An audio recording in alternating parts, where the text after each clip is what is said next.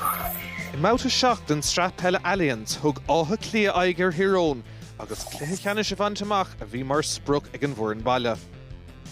Thosaigh na fórna go láidir sa chéad ceathrú, cailmeach sé na cothramó cuasaí leis an gcúlín seo.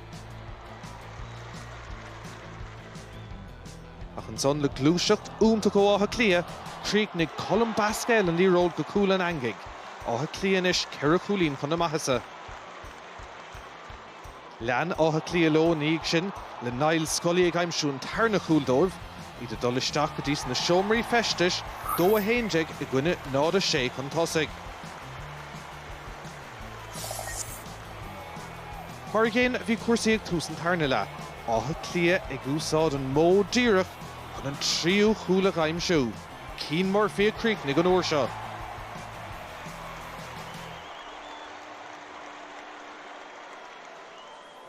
Nómad in a dhéag sin, gear Áth Cliath trí lína Seinnteoir Tyrone chun an ceathrú chúla bhaintach.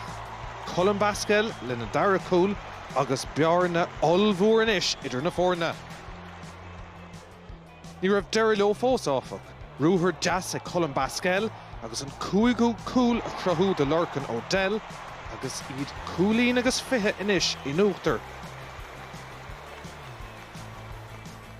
Cúlín an lé inis aimse ag nail margan de Tyrone ach bearna olmhór atra fós.